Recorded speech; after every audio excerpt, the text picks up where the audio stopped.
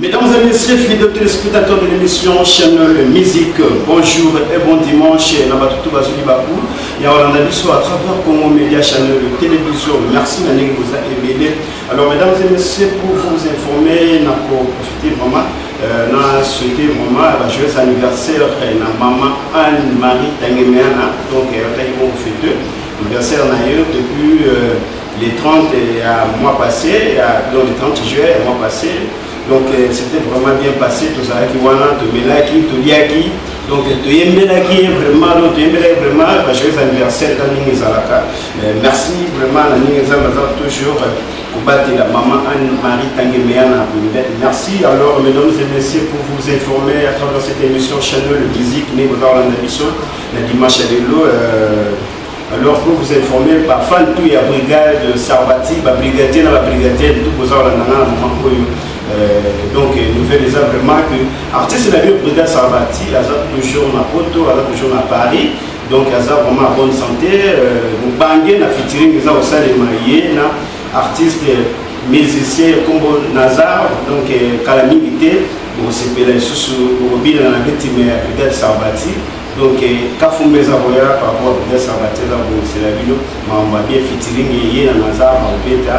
Alors, pour nous informer après Nazar, featuring à Sarbati dans Nazar, vous avez reçu Dadju, Dadju peut avoir un featuring, il va ça, il pas de Sarbati, il y a un featuring, featuring les Nazar aussi la vidéo, Maxi Single et Pilipili Karaté, au Dima, et vous avez vraiment sur le marché de disques, donc Maxi Single et Sarbati dans le Pilipili, et ça, alors prochainement, nous avons un porte-parole dans le plateau A, sur la Italie, actualité à brigade Sarbati, la force qui écrase tous les appelés dans la moto, sur la brigade Sarbati, pour les grands trésors fous, parce que l'année n'a pas eu maman, l'année n'a pas eu dans son. Dès que nous avons la télévision, nous avons sur la brigade Sarbati, nous avons journaliste, nous avons sur la brigade Sarbati pour les grands. Ngani na obeta sio ngani na yeye mama tu ngani na sala kura ni tunambi da manzi tokea to bali ko batruma nga place de Christ mo ranza na méchant parce que na yoka ki moi ba inosa ba koti mama mama. Alors mesdames et messieurs, car ni na za obeta sio bali ko batruma nga place que le côté réalisation ya de Christ mo ranza to sala ni to solo la ki wana to na les mains de Sarbati na studio. Donc précisément à Paris, on a artiste et ministre Nazar, il va dans le studio ambiance d'aller à Kafou dans le studio. De Chris Moranza, tout ça la année, tout ça là qui aura. C'est parti pour là. Je vous explique, je suis avec quelqu'un de très grand. Brigade. Nazabenganga na chombo disapele manke. Nazabenginga na chombo mame disapele manke. Abosani biso mibali to sila kasomote. Ebe manyoka. Ça arrive méchant. Il a bouclé l'album, je raconte même pas, frère. Ok, merci, mesdames et messieurs, nous sommes de retour sur ce plateau. On est aux Arlandabis sur le dimanche à l'eau. Autour de l'Anabongo, élément wana ya studio, il y a brigade Sarbati, qui de la force qui écrase. Donc, Bolandi, on a ici ça qui plaisir, on a battu tous les Arlandabis depuis la carte à Bandalongo, on a habité Salon Vassimo, la carte à Pomina Bandalongo, nous avons Salon Daniel. Donc, ça veut dire que c'est Moko, donc, exactement, la direction est Inga. Donc, ça veut dire que c'est Moko Capote, on a Bandal Mola Kibondi, la direction est Inga, on a, ça entre la Béni Bambo, maintenant, de Nitiri. Donc, si les tremplins bas, à la Kaka. Donc, on va savoir, on a so comme on a tout mis dans la salle, Daniel, ça va, on a ça, au moins, tout le monde va dire, dans la Moni, j'adore Makasi, Azawana, les grands coiffeurs, j'adore Makasi, Balbi coiffeur patron, dans Moté Bénéné, Mazawata dans la Moni Grâce, Bolola, Mazawata la Bisso, Mohamed, Mamotou Bazawana, Maria, Aristote, Nongala, Babi, Mahamoutou Sakito, Koutouane, Bassalinga, de l'Okito, Mazawata la Palais, Mazawolola, c'était béni, Mamoté Béné, Mamotou, Mazawata la Bisso, Salon Daniel, et Mahamoutou. Trésor fulminant de la consommation, on a confirmé que ce qui vous a été. On a vraiment aimé. On a le trésor fulminant le Bible.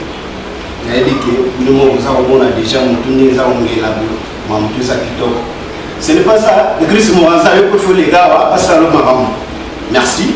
Alors, mesdames et messieurs, vous l'avez dit, les Mawana, et Sali Kafou, là, on va se soumettre à El Fantôme, on va télé. On va se Robin Zawa, Robin Zawa, vous avez bien. Robin Zawa, vous avez bien, mais tout ça qui top, trésor fondé des médiateurs de la presse congolaise, la force que nous utilisons dans la cité. Ils ont un confinement. Là, on trouve ça, ils nous savent. Nous avons un nous avons présenté. Nous avons présenté que alors, mesdames et messieurs, nous avons reçu partout. Toqué sur ce côté à réalisation, il y a des crises, c'est moi, quand ça, il faut gagner vraiment bien net. Ça, moi, c'est jour, par rapport à tout ces nous, ça, les présents, on a vu ça à travers le média, chaîne de télévision. Ma photo wapi, de Chris Moaza, tout l'élément où il y a ça qui n'a Anel Kamata, voilà Zandeko. Vous savez qu'on a une gaboua, donc artiste ça pour préparer album Kalaté Saboya, juste moi, quelqu'un soit comme moi, ma chanson, na moi générique Kalaté, mais pour l'entendre live parce que générique moi ça on a ça on est là côté mon crime ça on a crime ça il doit découvrir moi là le bilan vous êtes découvrir la bilan ça on a alors tout l'année Anel Kamata n'est pas le béni na Italie album na après confinement vous soignons surtout vous avez déjà moi la chanson sur les gars la télé mais tout l'année live on a ça la plaisir wapi ça la plaisir là maman Pascaline Koudoura, maman sociale, là on a vraiment Junior Koudoura, maman Moutoza Kitoko. Tout le monde se retrouve juste après pour la continuité de votre émission Channel Musique. C'est parti. Obama Chagos Bank Lambert. Ah, papier pour mes patrons. Aïe.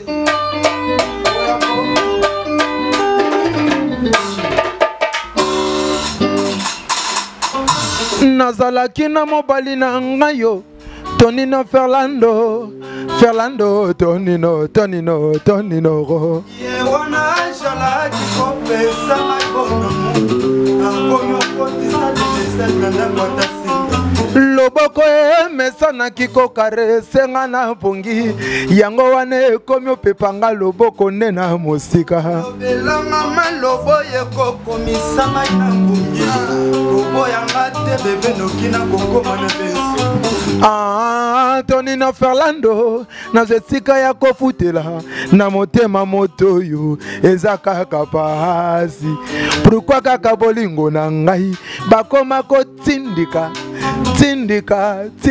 nga mawa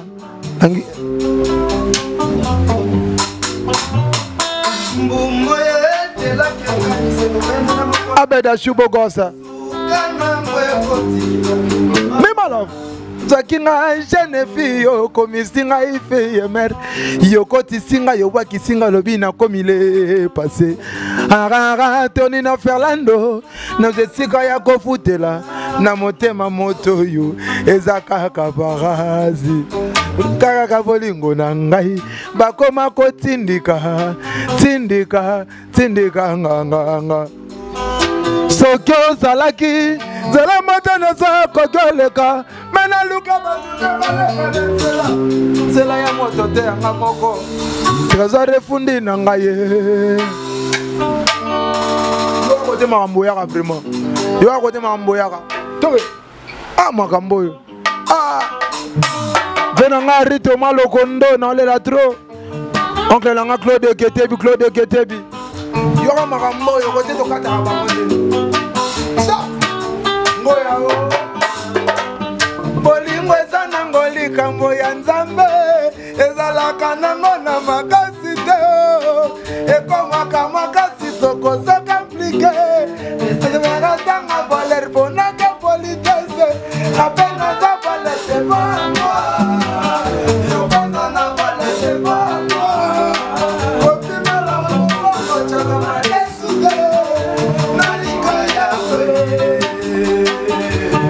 Babito Toma moi trop, toma moi trop. Toma moi trop. Ah, t'es dit Ginzala. Quand t'es kalengile, pipi wa kalengile. Quand t'es kalengile, pipi wa kalengile.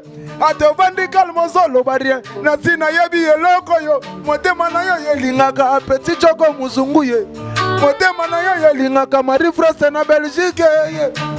Allez, ça va me comme ça makambo. Allez, bilo kwanzo te comme tomoka. Sana yo kata mwa bilenge. Benisa mana bekisa yo. Ah, merci. Boy batte tout ça. Yebo minga ye. Merci. Babi wana il faut que nana bana ba tune boy batte vraiment to beta ba flash. Ba flash merci vraiment.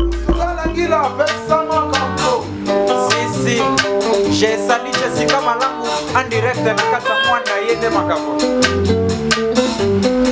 Ya te dit ça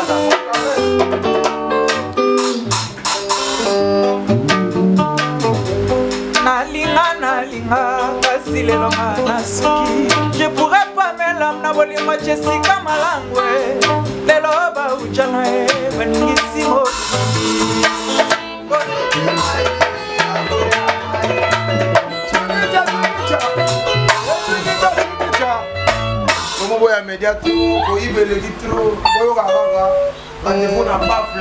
Je m'appelle Bati Anel comme monstre d'ambiance rotor stator.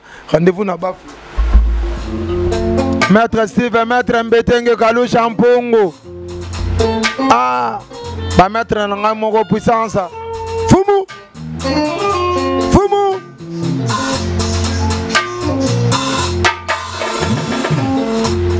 Bas sentiment inopérant. Au violent plaisir, monter mes en état de choc.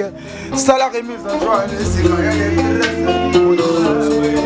Molimo nanga envie, awana zoko me bembe, linganga pona bika nangai, amura fina ngai, yoba mingai, lokola fumi, alela kate, ataba sobo.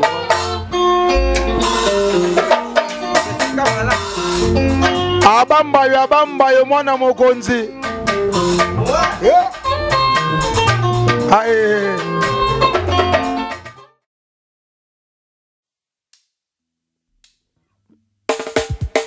Music, stalo, bata.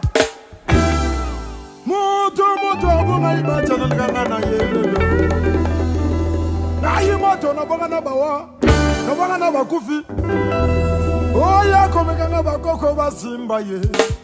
Amoya kibachenika. Katalo sakwe. Sakomba ye mono yolele sakomba. Oyi katalo sakwe. Sakomba ye mono yolele sakomba. Obula ka papier komilo sako. Ane chino meme so betanani. Ingisa kanzoto. Ingana tango yosana bomoto. Sepeli sanzoto. Sepela tango yosana bomoto. Tom se muyomba matadien. Arnold Ive.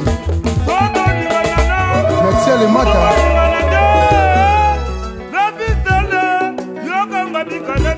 Bouddha noir.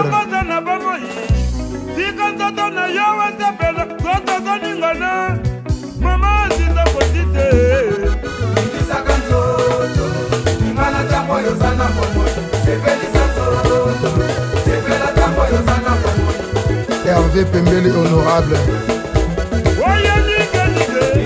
Lifra Mata.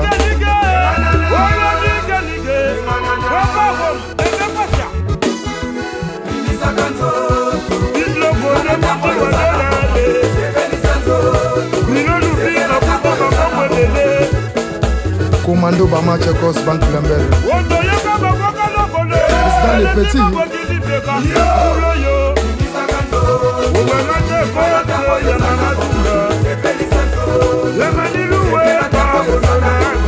Idée originelle. Edo Sassi Moupatas.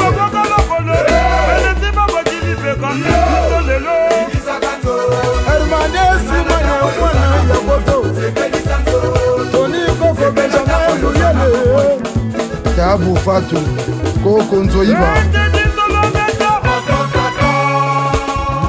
Sahachi Matondo, Eso Mayaka.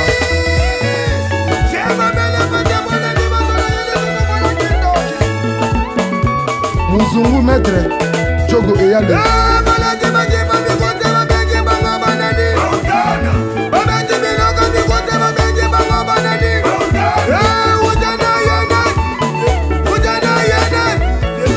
Ensemble jamais Kalombo.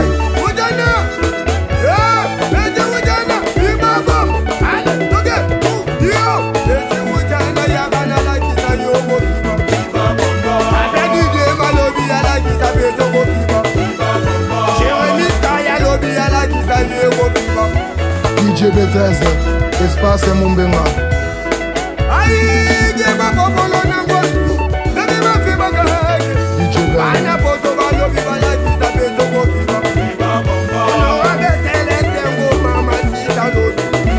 DJ Victor.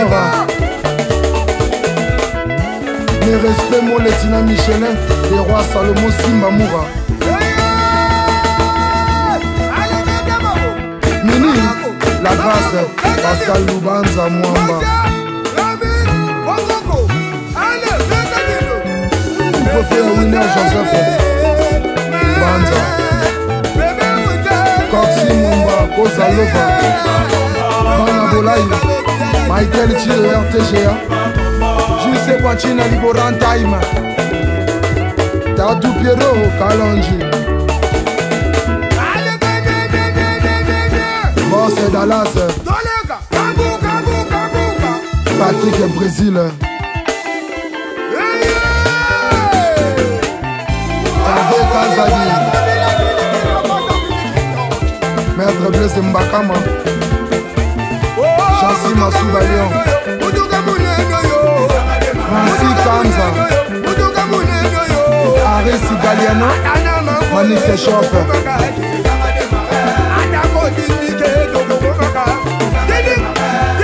DJ Tigana Karekeada.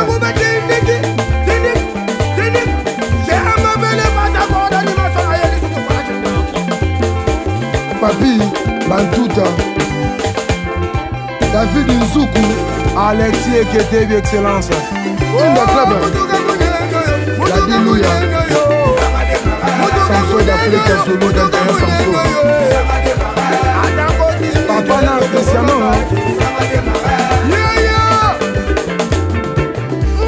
Sarah Lega.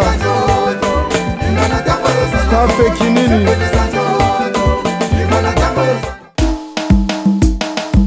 Protégeons-nous contre la maladie Covid-19. Covid-19, les accompagnements. Dr Albert. Covid-19, les accompagnements. Jamar Kabunda le Bitomi Batela. Covid-19, les accompagnements. Covid-19, les accompagnements. Nekotika kitimi yebelaka komi batelaka. Nekotika kitimi yebelaka komi batelaka. Ezokoma, ezokoma, ezokoma, ezokoma, wacha temete. Sachi matondo toki batela. Mboka koti bokono nzambe, nzambe. Mboka koti bokono ifoto mi batela ye. Pona kobatela malamu sengi tofanda na bandakwe. Pe tosukola ni maboko, avant liquide. Y'a des infectants. Covid-19, eza komeza tala lokosote. Ozala mondele to moyindo ezokoma. Ozala moto mbongo to mobola ezokoma yaya. Basénateur ezokoma. Badepite na polema ezokoma yaya. Baprésident ezokoma. Badocteur ezokoma.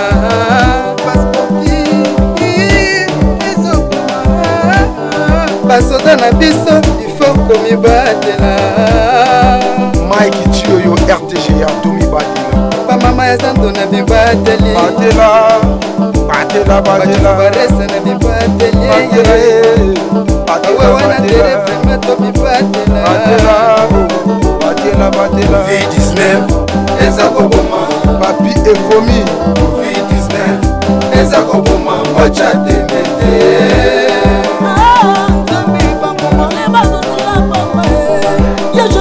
biso kadimadinikara lia kongo savane babare bakangi bekole bakangi eglise bakangi seke réalité mokonditya makabu na lobi papa c'est la réalité biso bakongole totimeli mosika tozala nanga emet sala mosika nanga emet kopesa ta bisuti emet sala mosika nanga pitié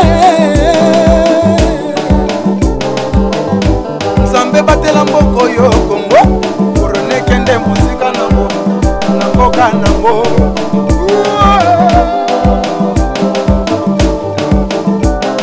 Covid-19 eza koboma Covid-19 eza koboma wacha temete Covid-19 eza koboma Covid-19 eza koboma wacha temete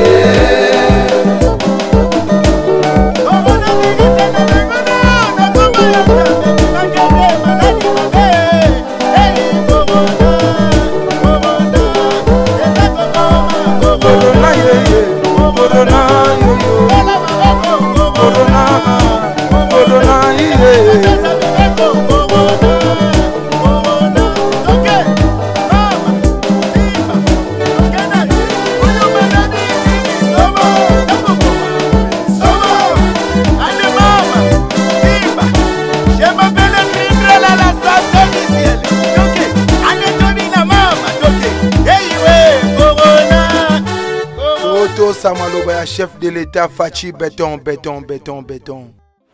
Merci. Bande retour aux Orlandaliso de partout. Na YouTube, kuna aux Orlandaliso na MKDMIS TV. Donc vous avez donc bien informé donc les autres tailles d'émission Channel Musique. MKDMIS TV za wana kuna video bande bananili aux Orlandaliso à travers Congo Média Channel Télévision ba bima photo web trésor fumilé makamba. Oya boya nga apporter nga plainte. Oya boya nga apporter nga plainte. Pongani mutu naza contrôler qui ça la maman monde entier na otali chronique musicale otali bien info tout la culture congolaise au trésor fou naza na romantisme. Ngai ole artiste muke pana nga zala kate ba mutu ba sala yo ne beta to yoka. Eta ne to yoka c'est bien ça ni bato. Ko bato mbanga passe trésor fou ni naza na nakati ya plateau ya kozala na ngai nasanga mote naza vraiment na ngonga biso ekotala biso awa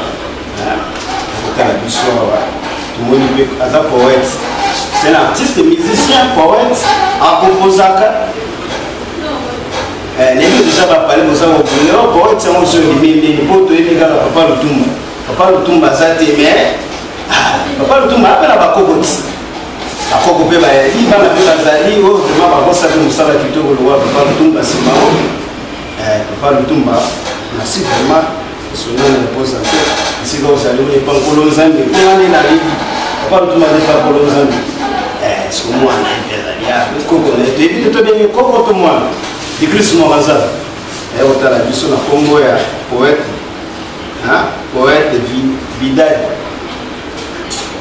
c'est vrai c'est là où il y a mon quartier de Channel Musique de l'autre milieu de ce poisson tout le monde a porté fou moi mais au côté malamour dans mon musique ah oui c'est un grand plaisir Trésor Flundi surtout fascinant Platinum c'est une très grande émission tout le monde fait ça nous sommes très honorés nous et Mina Suko quand tu le vas grand je peux dire petit fils pas ça n'est pas grande son en français un petit fils c'est un poète Lutumba. Je me présente, c'est un poète David de la Croix, appelé-moi Vidal. Vidal, je suis un artiste, un nouvel artiste qui vient sur le terrain. Dans le monde slam, dans le monde de la poésie, dans le monde de la en général. Voilà, c'est ça. Merci. Alors, pour informer, pour vous signaler, à ça, la style de musique, il y a la racine, il y a ça, au Congo, à tout vraiment tout le message dans le style de Wanate. Mais malgré ça, on a musique. Alors, pour éviter de redémarrer dans le militaire, il dit que je plus à Kafou, parce qu'on a reçu. Il y a un parcours, on a eu un artiste musicien. malgré le sel à biso style non musique ça slam pendant musique wapi tomoni ka porte fungwa mais kotika la chemba. Ok, merci beaucoup pour la question. Je dirais ceci, Nabali musique sur côté parce que Nabali musique depuis les très petit. Il y a 7 ans. Depuis 7 ans. On a les actes la slam là, je faisais la musique ordinaire, on allait à la chorale, à l'église de Kotim. Et puis je suis allé à l'internat dans les Alaga et là j'ai été encore dirigeant dans une grande chorale catholique. Et en plus, on est à Bani. On est à Bani 2002-2005. Voilà, ici dans ma case. Et dans niveau campagne, c'est spécialisé dans la poésie, la littérature anglophone, poésie en général. Et c'est là que ma princesse slam est là. Je dis non. Après tout, dans ma vacances, la mère d'ailleurs monté, tu vas encore malade en France. Mais parce que la musique est belle, barumba au dembéali, au kobeta bafrum, tout ça, au réuni Nicoloyo. Mais on a raconté ça là parce que la musique aussi là. Oui, très belle question. Oui, mais pourquoi souvent au Congo, c'est un système à Bilanda dans la Torah. Parce que si quelqu'un fait quelque chose, il faut même si on a tout talent, on a dit, mais il faut savoir quoi il est. Non. Parce que chacun de nous, tout le monde a un talent. Et moi, je me suis rendu compte qu'on dirait que talent est bel et tout. Dans une particularité, moi, je ne pas monter. Slam. Donc, slam est un style encore très intelligent. On va dire la musique intelligente. C'est pas tout le monde qui peut le faire. Et je me suis dit, il faut se concentrer dans une chose difficile tellement que, et qu'est-ce qu'une nouveauté dans le monde de la musique, dans le monde de l'art congolais. On peut ça une nouvelle couleur, une nouvelle image dans le art congolais. Bien sûr, on peut faire d'autres styles, ça va gospel, ça va boum, R&B, hip-hop, au moins on peut sur place, je peux vous démontrer ça. Je sais faire tout cela, je peux le faire, je suis capable, mais... Attends, quelle manière. C'est bon. Tu es dans la chuchote, tu vas te voir dans l'histoire, ça va comprendre. C'est bon. Moutona Yandi, poète, fidèle. On a dit que tu es dans l'île, musique à mon pot aujourd'hui, aux sociétés, est-ce que tu as fait un concert? Malheureusement, je dirais pas encore. Normalement, pas encore. Pourquoi? Parce que la bandit slam, on a période Oyo, de moi et lui, on va confier. Il va confirmer. Voilà. Mais je dis ceci, n'habitez pas dans le public. N'a pas d'avoir depuis qu'à la mais pour le moins de médias, pour la vulgariser, on connaît la valeur juste dans le confinement. Alors c'était pratiquement impossible. Tout va commencer tout ça. Mais l'invitation avec quoi tu as une va soirée de tout ça, une prestation particulière. Mais en général, dans ça, c'était un lancement de jeunes qui m'allait décaler. Alors, tout est un style national, mais quand on définit un peu c'est la musique. Ok, le slam est un style créé par un Américain qui s'appelait un certain Smith aux années 1978 aux États-Unis. Il y a qui style que maintenant on termine à la barre. Quelqu'un qui se présente, les gens ont fait voir quelque chose, madame va Kimia, avec son micro, il commence à parler, raconter des histoires, dire des poésies. Et lorsque les Français ont vu ça, on peut améliorer. Au lieu de s'arrêter dans le niveau babar, tout s'arrêter dans le niveau soirée, on peut vulgariser, on peut médiatiser un peu. Alors, il y a eu plusieurs Français, mais celui que j'ai reconnu beaucoup, c'était Grand Corps Malade. C'est lui qui a vraiment rendu le slam un style international aujourd'hui. Et ça, style mon corps, ça consiste à dire un poème, une parole poétique, mais s'accompagner d'une certaine harmonie musicale. C'est-à-dire, sous un piano, piano, guitare, et puis dans la scène, la personne parle, récite un poème dans ce sens-là. Et c'est un tout petit peu comme rap. Mais, pardon, attendez à la question. Oui. Quand on a défini, surtout lui, les années de Skapa, ils peuvent rappeler, c'est ma tête de ce fait. Parce que dans rap, tout le monde a un Ramaloba. Oui. Les Ramaloba, ils ont un Sheka Ramaloba. Tous ont un sens moko na slam.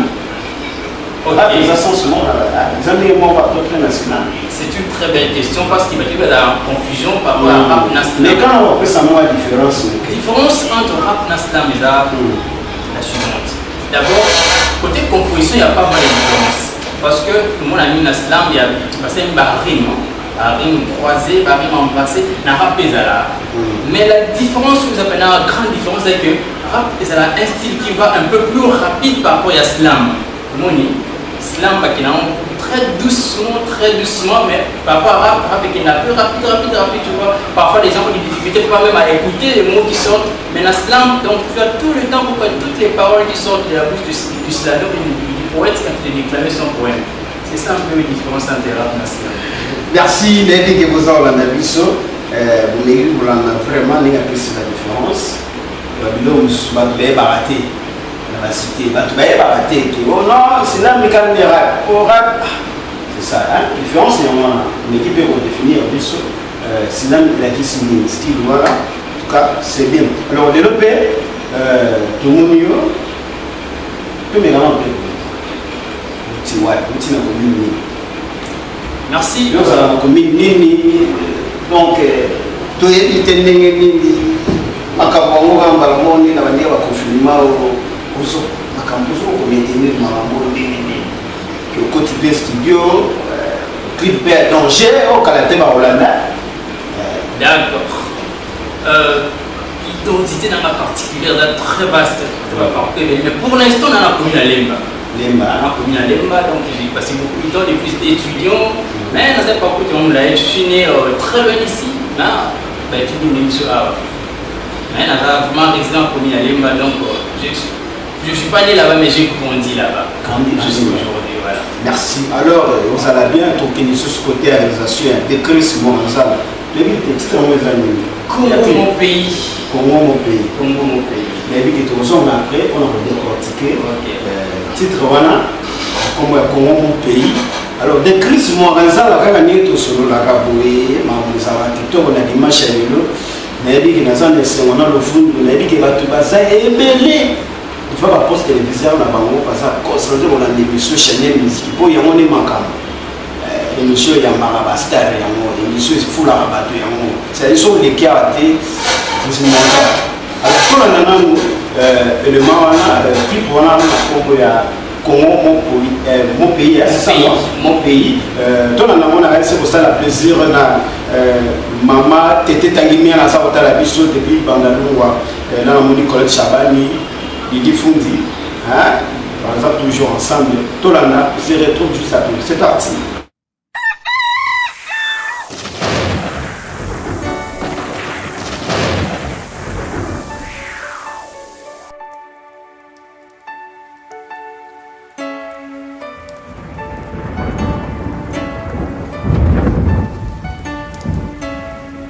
C'est le poète David Delacroix, le poète du réveil, appelez-moi Vidad.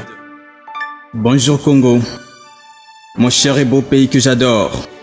Tu brilles de splendeur d'éclat d'or, ta puissante faiblesse s'éveille quand tu dors. Nul ne peut estimer l'immensité de ton trésor.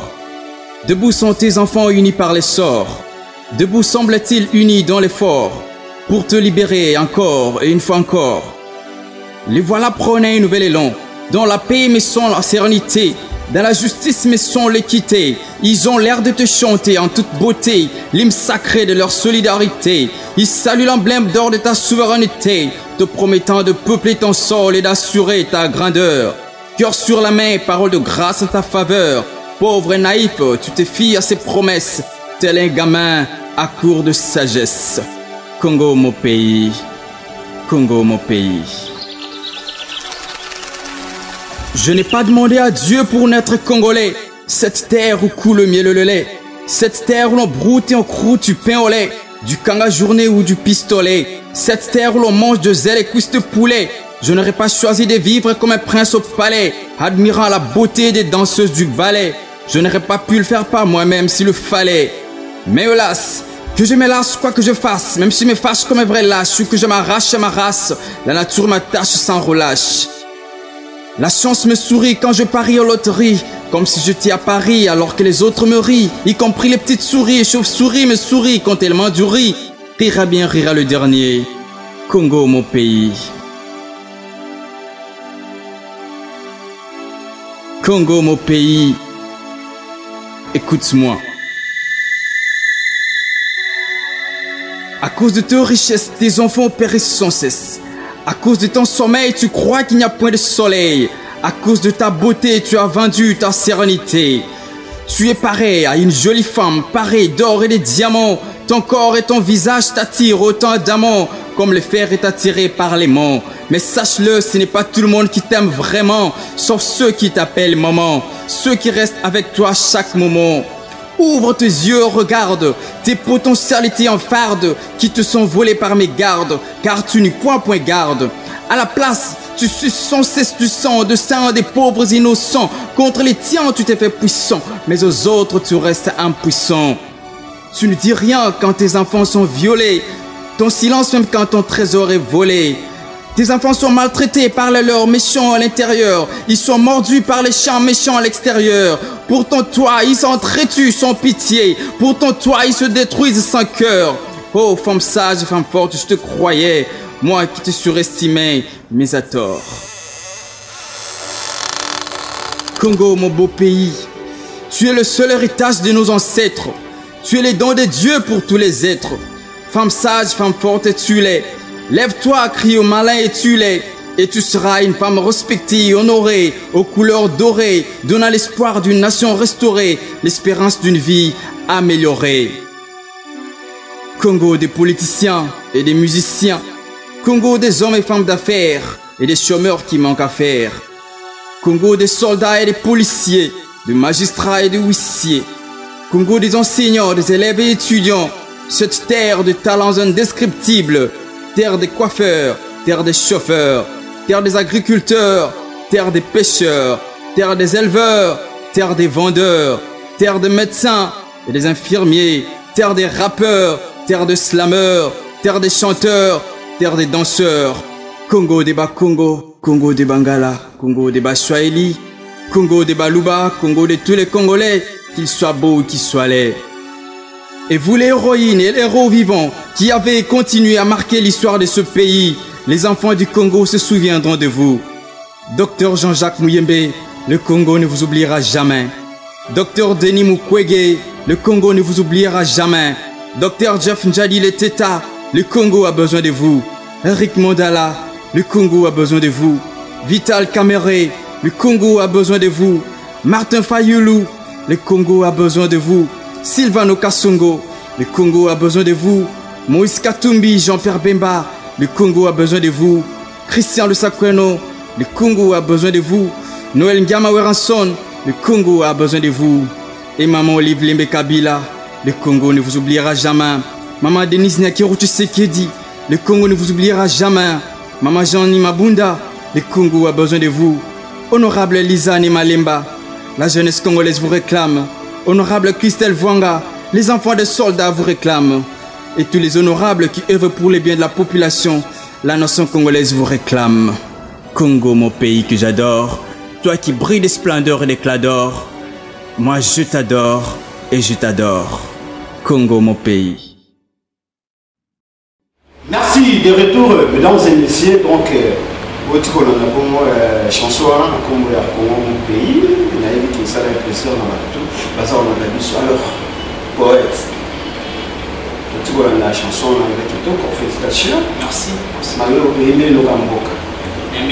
Oui, mais la chérie, mais il tout le monde est un drapeau. Nega name tout le monde a clip, on a un drapeau, il a une mission. Et ça, on dit un beau cas, on dit non. Ça fait mal au cœur. Ça fait très mal. Congo, mon pays, quand il est tout bas. Je peux toutefois pour ça la chanson sur d'autres thèmes, comme il a moi, c'est comme mes parents, comme il a un individu qui me paie de l'argent. Mais je me suis dit non, non, non. Je commence à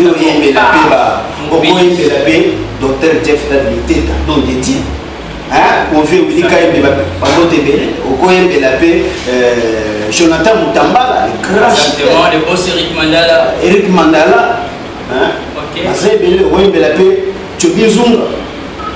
exactement. Maman Pascaline Kodoura, maman sociale, mais la voiture au point où il est. Mais ce que les Congo, c'est que au lieu que moi, tu as bien besoin de Et trésor, peut-être ma chérie là, Mouni. On a dit qu'on a manqué aussi, on a côté studio. La première des choses, et pour ça qui n'a pas l'image qui n'a pas c'est la bonne mot passé, l'amour du pays. Le patriotisme, pour l'instant. Il n'y a personne qui m'a payé.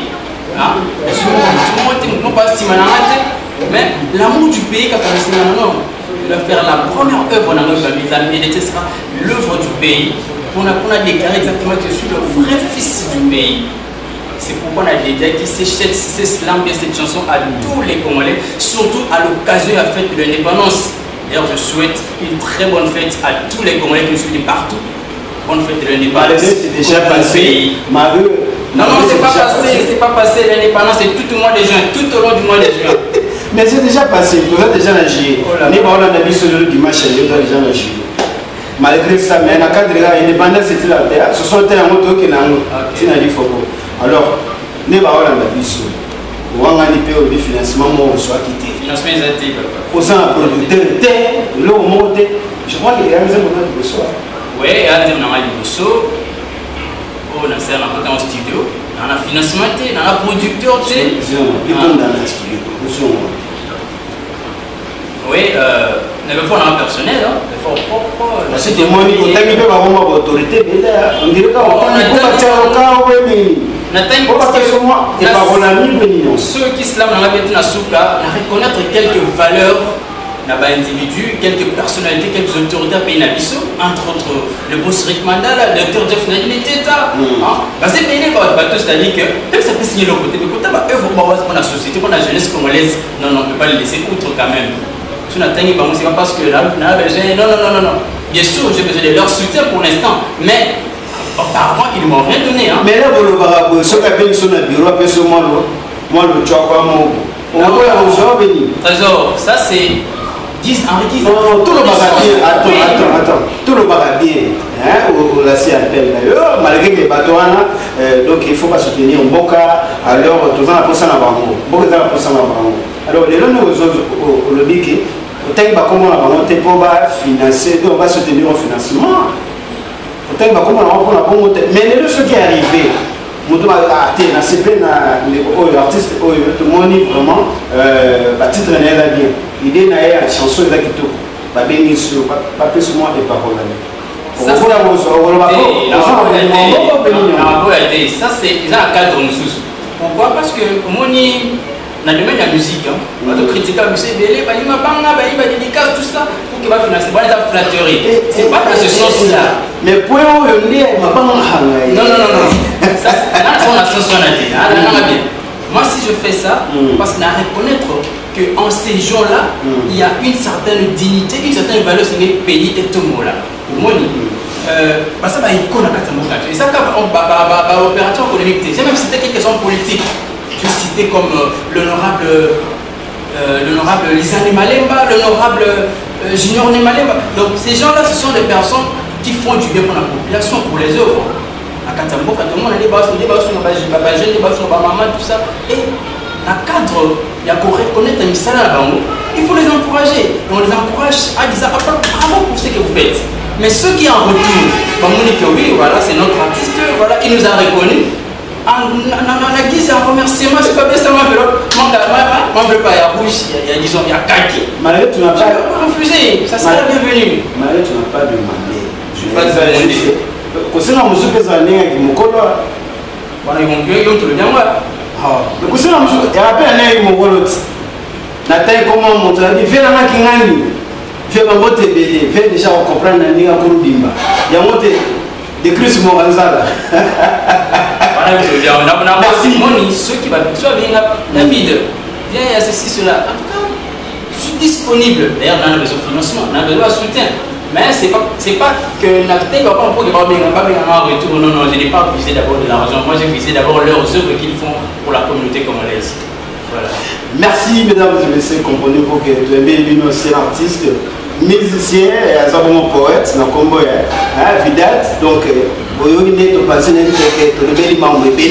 alors, on a profité vraiment, on a présenté ma condoléance vraiment la famille presse Mobimba, on a eu notre père de Bongo, moko ya baparticipant moko ya basoda makasi ya bachroniqueur moko na kombo ya Charlie Balaka confrère na biso awati kotika biso donc vraiment eza mapasi donc il a présenté ma condoléance na bandeko tout vraiment ndenge baza kotala biso na famille mobimba ya Charlie Balaka vraiment bamboteli azalaki bongo avant qu'il akoma journaliste azalaki bongo porte-parole ya Wenge Maison Mère azalaki na quartier latin azalaki epai Adolphe Dominguez na Tonia donc c'est na aza chroniqueur journaliste monene ya mboka na biso bato bayebi mais c'est Charlie Balaka chroniqueur makasi journaliste makasi ya mboka na biso donc aza lisusu te na mboka nkolo nzambe akei kopema bongo na mboka vraiment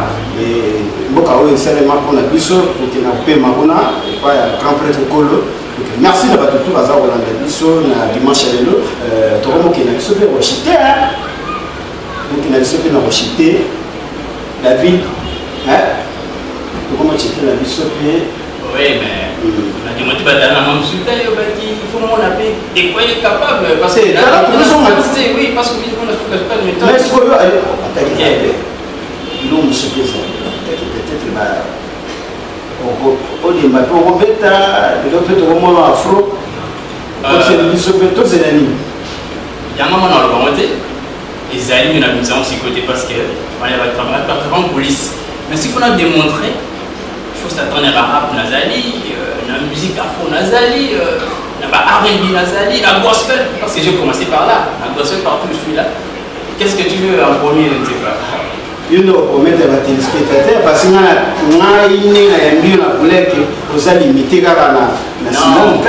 un artiste, en fait, notre artiste ne se doutait. Moi je suis un artiste un peu complet, je peux dire ainsi.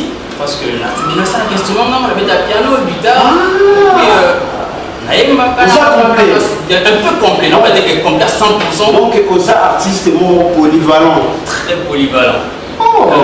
Multi-skills. C'est une différence, il y a eu un ah bon, je peux dire que. Après, pour lui, il y a pas monté, mais il y a des polémiques.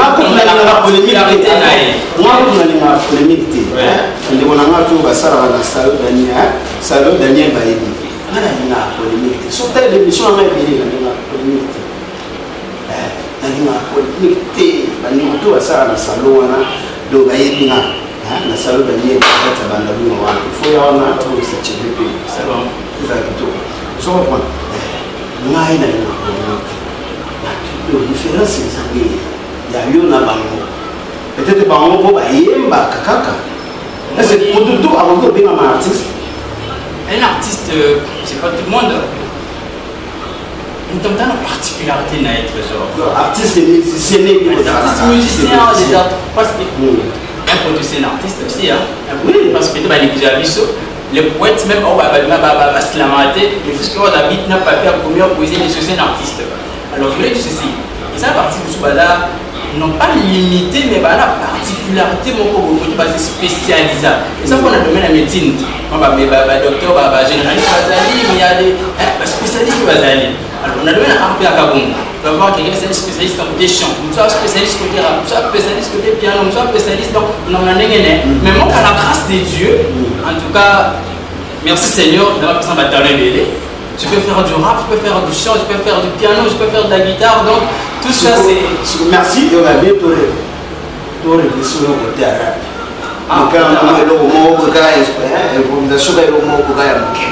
Ok, non, ça vient bien, ça Make It Rain. On vient de Amérique. Oh, papa. Américain. Un artiste international. Parce qu'avec les temps, je ne sais pas si on peut j'amènerai ce drapeau partout dans le monde. Parce que là, je suis là, style congolais. Non, mais limite, parce que là, sur le talon, on a limité. Donc, ce drapeau, on a besoin qui est aux États-Unis partout. C'est pourquoi, pour l'instant, même pas d'histoire, surtout les États-Unis, tout le canal, on a l'Ivoire, ça la plaisir, n'a pas eu bien et tout. Il y a dit, la carte de Bandalou, on a couleur wingé. Ah, maman, ça m'a dit, à couleur wingé. Maman, t'es bien.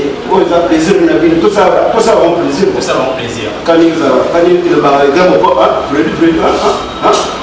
Yango, le taux de... Yeah, I'm in this bitch you terror. Got a handful stacks, better grab an umbrella, I'll make you rain, I'll make you rain. I'm in this bitch you terror. Got a handful stacks, better grab an umbrella, I'll make you rain, I'll make you rain. I'll make you rain on the moles, I'll make you rain, I'll make you rain on the moles, I'll make you rain, I'll make you rain. Blah, blah, blah, blah. He drove a limit dinner, he charge money and we on like in television. The weather channel, Merci. I do not broadcast. Merci, merci, merci, merci, merci. Et le mini, il a dit malgré que tu as peine à moi, on est RDC. Et pas la mission à Biloko, ici, Maraté. Je n'ai pas pété à chambre. Ah, t'es tout le temps. Tout ça, mais prochainement, là, il y a un message, il a en anglais, il a expliqué à monter. I am the English teacher. Pas besoin d'anglais. À connaître une explication, une formation en anglais parce que notre formateur. Ah, et encore. Voilà, donc vous avez besoin d'explications à chambre. Les anglais dans le français, en tout cas, on a besoin de se passer dans le cas. Celui qui a fallu nous assurer, nous abîmer. Votre Raphaël. En tout cas, ce sera avec grand plaisir. Avec grand plaisir. Parce que c'est ça le monde d'artiste. C'est ça. Donc, il faut coopérer entre nous. Il n'y a pas le non, il y a juste non, moi je suis ouvert à tout le monde. Merci, mesdames et messieurs. Donc, comprenez-vous que les autres artistes, musiciens, poètes, fidèles, donc vous comprenez que le Béliné. Donc, merci vraiment pour m'enchaîner. Pratiquement à la fin, et là on va retenir le passage de la Chanel Musique. Ok. Il y a un message très particulier. Mais on lance dans tous les peuples congolais pour aller tout partout. Je suis votre nouvel artiste. Je vais lancer maintenant à monde de la musique. Et je suis tout seul. On a besoin de soutien. On a besoin de soutien de tous les Congolais. Et pour vous prouver que nous avons vraiment un vrai nationaliste, un vrai fils du pays, nous avons passé le message dans toutes les 4 langues nationales. Vous pouvez mettre un rail. Français, d'accord. Ni Bandoupiang ou Bakongomani. Bakaka yangu na badala yangu. Nina itiwa kwa jina ya David. Ninamiomba mshikie mkono juu ya maendeleo ya kazi hii. Kongo nchi yetu na niko mtoto wa Kongo wa kweli. Bampangi ya mwana wa Kongole. Même ya kila mtu partout na kata babola nyoso tu. Munende artiste na beno. David de la Croix. On a besoin de soutien à la catégorie. En tout cas, nous sommes ensemble, on peut avancer quand on a tout ça. On a tout Congo, on a bien tout. On a tout et mon Congo, il y a quel capena. On a besoin de Congo, on a besoin de bagages bakwetu. Même qui veut David de la Croix, du lomba du quoi du chaje. Du munanga bikola, du munanga du tungaje. Congo du tungaje. Ni moi na Congo, wa bushashwa. Et pour terminer, on a un ami qui est partout. Dear brothers and sisters, wherever you are, here I am. I need your help. My name is David de la Croix Vidal. I need to be supported. I am just all alone. If you can help me go ahead in this work, I'll be very recognized. I'll be very grateful to you. Thank you very much. Merci, mesdames et messieurs. Poète, Vidal n'y a pas intégré. Alors, il y a un contagion surtout. Chiluba, Swahili, Kikongo. Donc, c'est pénible. Mututo vraiment dans la boîte, la poule, la hausse, on a vraiment dit que la bino a toujours alors par au sol on contacte. Contact Nangai, c'est plus 243 82 391 94. Abandeli, plus 243 82 391 94. Allez, mon téléphone à privé. Merci vraiment d'être passé. Les qui va tout à la démission parce que béni la présence là. Alors, mesdames et messieurs, nous avons la de partout. Donc, mission Chanel Musique de l'eau, tout ça, et puis, nous avons artiste, nous avons comme poète, Vidal, par rapport à vitesse âgée, par rapport au carnet, de partout, mesdames et messieurs, le temps que nous avons profité, nous souhaitons vraiment bon dimanche, nous avons tout là, nous avons Salon Daniel, Balubi Salon Daniel de Makambo, c'est quand trésor fundi. na ine mususu ba dimininge mususu car ninge zala merci ebele na amoni j'adore makasi azala na biso grâce grâce bolola azala na biso Mohamed Maria Aristote ndongala azala na biso donc salo ezabongo na kati ya bandalunga wana entre avenue Thierry na avenue Bamboma donc so comme il a le tremblé bar presque ça la kautuni là salo Daniel ça par la sayo donc ça les a pour la bino tout oh ba mari oh banane oh là pour ça va pas sur kito ba ça la décès donc ça les a c'est moko donc il va quoi faire vraiment donc il me sera makasi ba ça voilà ba pour décorer na ninga par rapport à tout ça de Christ Moranzé faut mettre tout wana pour normalement na peso binayo ça va mbrimbi faut comment wana ba ça le monde la salinga beaucoup ma tout ça kito merci donc na ba tout besoin la biso la moni maman Pascaline Koudou maman sociale à Zawalanga le dimanche à l'eau bon dimanche maman Pascaline Koudou maman sociale maman Mokozi maman Sogiote donc ma plein maman Mokozi nangai Daniel chef Daniel Kita mbote belé Mokozi Chobizunga ezalamieux Mokozi merci de nous tout ça pour notre trésor fini le médiateur de la presse congolaise la force non utilisée ça toujours contrôlé qui ça dans totalité chronique musicale partout dans le monde entier. Et puis, merci dans les prophètes de la nation Serge Linga, ma maman Raissa, ça a été la biso depuis Papa Jikuna na Mimosa, ça a été la biso, église Yabima Mobuna, biso Babote, petit nangai PDG Jean Moutara, il m'a contrôlé Bandalunga Mobuna. Le porte a commis la Bandalunga Zarayo, le PDG Jean Moutara, la remémon na salon. Daniel Pakato, TV pour la pomme tous à la Kitoko. Merci la bande de tout aux Arolanda Bissou.